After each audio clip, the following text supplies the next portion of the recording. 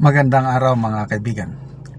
Bigyan natin ng reaction opinion itong post sa thread, official Compass News. Ito, paminsan-minsan lang magsalita si Senator Lito Lapid. Lalo na itong flood control na anomalya. Parang first time ko siyang marinig na nagpahayag sa kanyang saloobin itong nangyaring flood control corruption. Ito, siguro ang motto ni Senator Lapid is less talk, less mistake. Kaya wag na lang magsalita. Ngayon, nagsalita na siya. So anong pahayag niya tungkol sa flood control anomaly? Title, sana hindi totoo. Nagbigay ng maikling pahayag si Senator Lito Lapid kaugnay ng pagkakadawit ng ilang kapwa senador sa umano'y anomalya sa flood control projects. Umaasa siyang walang batayan ang mga paratang laban sa mga dating senador na nauugnay sa isyu. Ipinahayag din niya ang kanyang pagkabahala na may mga kasamahan sa Senado na nasangkot sa malawakang korupsyon.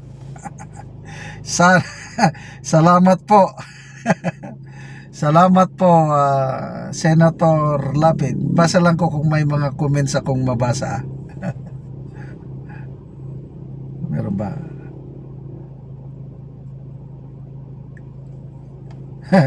Ihan, sabi niya, kung may ghost project, ito, ghost senator. Wag naman. Nandyan man siya. Nag-observe lang, bumuboto.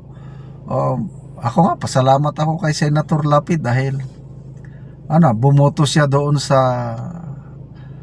pag-archive ng impeachment case ni VP Sara. Kahit hindi nagsasalita, at least naibilang yung kamay. Ano pa? May balita noon yung parang magkakaroon na naman ng kudita sa Senado. From Escudero to Soto, later on, bali-balita, kudita na naman. Papalitan ni Senator Alan Peter Cayetano itong si Tito Soto. Kailang hindi daw natuloy. Daw lang ito daw. Dahil hindi pumayag si Senator Lapid. Kasi kung pumayag lang siya na kumabilang panig, sino bang nagsabi nito? Si Attorney Wilfredo Garrido. Kung pumayag lang si Senator Lapid, sumuporta siya sa kampo ni Cayetano, baka iba na ang Senate President ngayon. So makikita nyo yung power of Lito Lapid. Hindi siya ghost senator.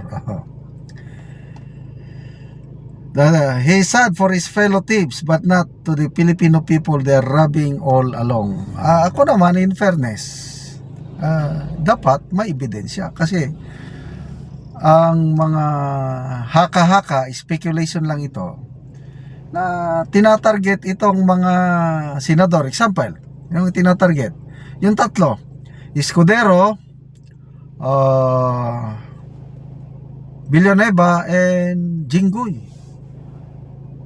Ang paniniwala ng iba is dahil ito parang pumabor sa impeachment ni VP Sara na ma-archive, kaya tinitira sila. Bato, yun. Bato, ICC naman sa kanya. Itong tatlo, flood control para mabawasan ang boboto sa acquittal ni VP Sara. Yun yung sino ba nabasa ko? Si Attorney Rowena Guanzon, yun ang kanyang pananaw. So, ito, akusasyon pa lang. May dalawa pang dating senador na parang isasama sa kaso. Senator Grace po, sino pa? Ito, post lang na nabasa ko, I'm not sure Senator Revilla, ganun ba yun? So yan, baka ito yung mga sinasabi ni Senator Lito Lapid na nalulungkot siya at may kasamahan siya na nadadawit. Kaya lang sabi niya, sana hindi totoo. Ako rin naman, sana hindi totoo. Kasi Sino bang nagsabi na sa Senado halos, basta ito, ang aking opinion lang ito, karamihan ng mga insertion nangyari sa Kamara. Kung meron man sa senador, I don't know kung dapat palabasan nila ng ebidensya. At kung totoo, di sige. But to me, personal ko lang ito hindi ako naniniwala dyan kay yung akusasyon nila kay Senator Joel Villanueva. Dahil palagi siya reklamo ng reklamo tungkol sa anomalya sa flood control. Matagal na niyang nirereklamo. Kasi nga, ang probinsya niya sa Bulacan, grabe ang paghirap nila sa baha. So, anti corruption dito sa nangyayari sa DPWH, lalo na sa flood control project. Siya yung nagsisiwalat na 1 billion pesos per day ang budget o nagagastos natin, walang nangyayari sa flood control. So kung ang isang senador na palagi lang paulit-ulit na sinasabi niyang ganun, tapos may kinalaman siya sa anomalya, hindi. Kaya nga, to me, opinion ko lang ito, ulitin ko, parang panggigipit. But anyway, kung may ebidensya, so be it. Kasuhan. Kung ano, makulong. Kasi pera ng tao. Example, si Saldico. Kahit nagpapasalamat ng marami sa kanya dahil binulgar niya ang kanyang nalalaman, kailangan magdusa pa rin siya. Kailangan mahuli nila at maikulong. Ang tanong ngayon, nasaan si Saldico? Wala. Si Secretary Remulla nga, humihingi na ng tulong sa sambayanan. Mga kababayan sa ibang bansa, pakipicturan nyo naman si Saldico, i-report ka agad.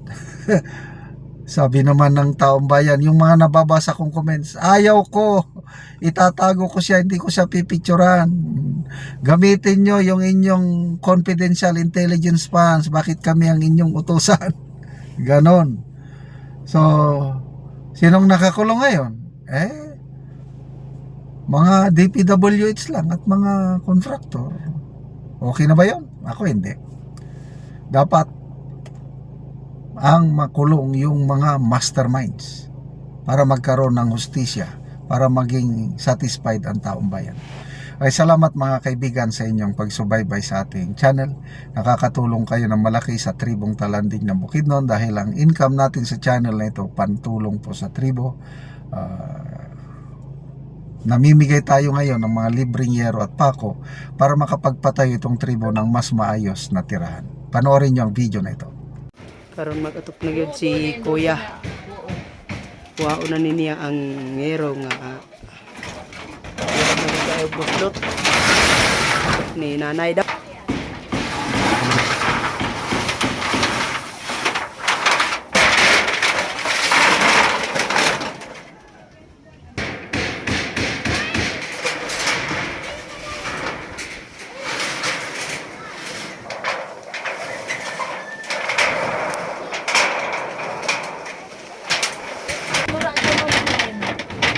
Isyok-syok ba?